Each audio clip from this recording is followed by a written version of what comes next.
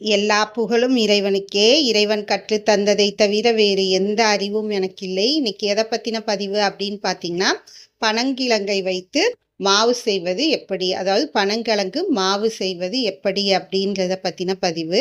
அதுக்கு தேவையான பொருட்கள்: பனங்கிழங்கு, பாம்யார், ஸ்ப்ரவுட், தண்ணீர், வாட்டர். இதுதான். இப்போ பனங்கிழங்க சுத்தம் பண்ணி வேக வச்சுப்போம். இப்போ பனங்கிழங்க சுத்தப்படுத்தி வச்சாச்சு. இப்போ வேக வைக்கலாம். அடுப்பை பற்ற வச்சுப்போம்.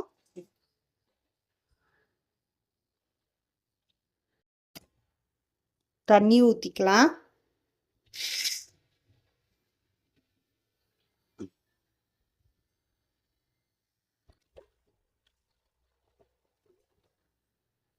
உப்பெல்லாம் போட தேவையில்லை, ஏன்னா பனங்கிழங்கு மாவு தானே செய்ய போகிறோம். அதனால உப்பெல்லாம் தேவையில்லை. இதை அப்படியே போட்டு வேக வச்சுக்கலாம்.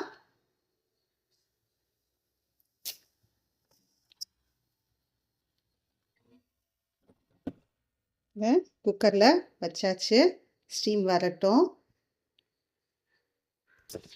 பாருங்க, குக்கரில் நல்லா ஸ்டீம் வந்துருச்சு. இப்போ வெயிட் வச்சுடுறேன்.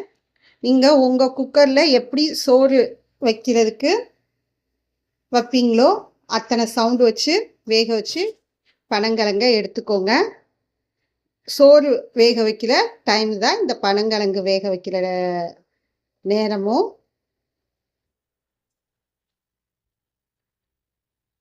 இப்போ இந்த பனங்கிழங்க வேக வச்சு எடுத்துக்கலாம். இப்போ பனங்கிழங்க வேக வச்சு எடுத்துட்டேன். இப்போ என்ன பண்ணிக்கலாம், நறுக்கி மிக்சியில் போட்டு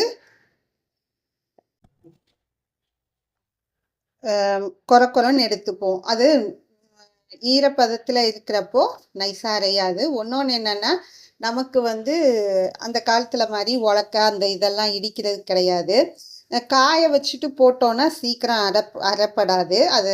அதனால என்ன, கடினமாக இருக்கிறதுனால அரைப்படாது. இதை என்ன பண்ணலான்னா, வேக வச்சுட்டு சிறு துண்டுகளாக நறுக்கி மிக்சியில் போட்டுட்டு கொரப்பாக அரைச்சி காய வச்சுட்டு நல்லா காஞ்சதுக்கப்புறம் இன்னொரு வாட்டி மிக்சியில் போட்டோன்னா நல்லா தூளாய்க்கும் இந்த பனந்தூள். இப்போ வாங்க இதை நறுக்கி மிக்சியில் போட்டு கொரப்பாக அரைச்சிப்போம். சுத்தம் பண்ணி வச்சிருக்கேன். இது பண்ணாது, இது மாதிரி சிறு சிறு துண்டுகளா நார் போட்டு நறுக்கி போட்டுக்கோங்க.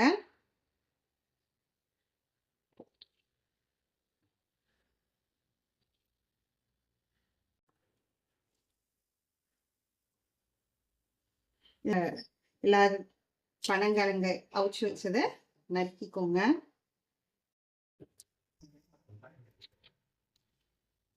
இதை பாருங்க, இப்போ நார் இல்லாமல் நறுக்கி வச்சுட்டேன். இதோ நாரெல்லாம் குளிச்சு போட்டாச்சு. இப்போ இதை என்ன பண்ணலாம், மிக்சியில் போட்டு கொரப்பாக அரைச்சி எடுத்துப்போம். பாருங்க, கொரப்பாக அரைச்சாச்சு.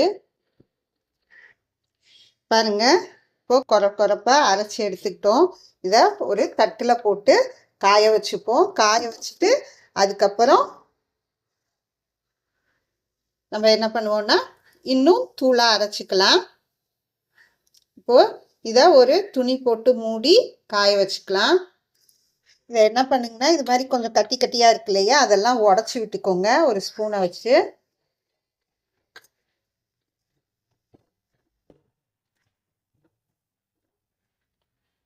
சில சமயம் என்ன பண்ணலாம், இப்படியே கூட வச்சுட்டு காய வச்சுட்டு டப்பாவில் போட்டு வச்சுட்டு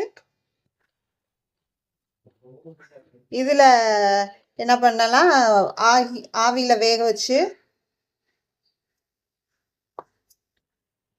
இந்த தித்திப்பு பண்ணுறது அதெல்லாம் கூட பண்ணலாம். ரொட்டி சுடலாம், அது மாதிரியும் சுடலாம். இல்லாட்டினா நல்லா மாவு மாதிரியும் அரைச்சிட்டும் நம்ம இதை பயன்படுத்தலாம்.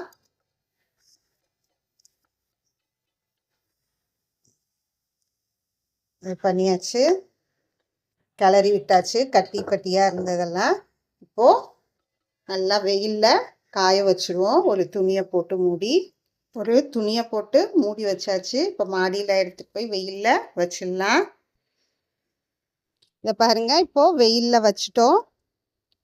எதனால மூடி போடுறோம்னா தூசி இதெல்லாம் படும், அதனால தான் மூடி போட்டு காய வைக்கிறது.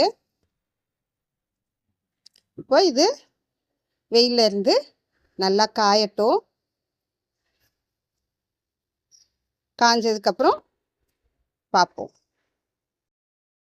இதை பாருங்க, நம்ம அவிச்சிட்டு மிக்சியில் போட்டு காய வச்சுருந்தோம் இல்லையா, இது மாதிரி நல்லா பட்டு போல் காஞ்சிடணும். இதுக்கப்புறம் திருப்பியும் நம்ம மிக்சியில் போட்டு நல்லா பொடியாக்கிக்கலாம்.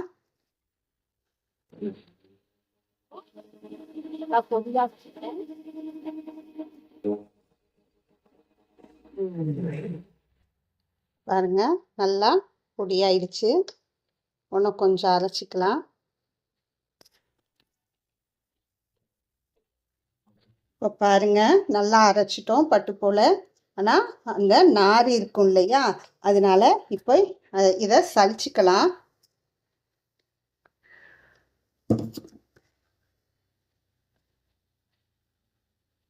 சலிச்சிங்கன்னா அந்த நாரெல்லாம் வந்துடும்.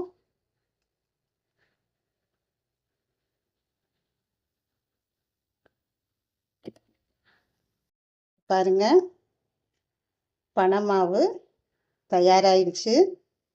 பனங்கிழங்குலேருந்து இதோ பனங்கிழங்கு மாவு தயாராகிடுச்சு. இதுதான் பனங்கிழங்கு மாவு வீட்டிலே செய்யும் முறை. இது மிக எளிது தான்.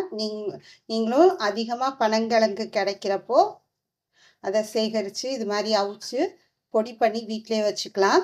இது பாயாசம் இல்லாட்டினா ரொட்டி, நம்ம அரிசி மாவை வச்சு ரொட்டி போடுவோம் இல்லையா, வெறும் அரிசி மாவு, வெங்காயம், முருங்கைக்கீரைலாம் போட்டு அது மாதிரியும் சுடலாம். இல்லாட்டினா புட்டு மாதிரி செய்யலாம். இது மாதிரி நிறையா உணவுப் பொருட்கள் செய்யலாம். இதுதான் வீட்டிலேயே செய்யும் பனங்கிழங்கு மாவு முறை. கடையிலையும் இப்படி தான் செய்வாங்க. அவங்க மிஷின்களை பயன்படுத்தி செய்வாங்க. நம்ம மிக்சியை பயன்படுத்தி செய்கிறோம். இது செய்கிறதுக்கு மிகவும் எளிது. நீங்களும் இதனை செய்து பயன்பெறுங்கள்.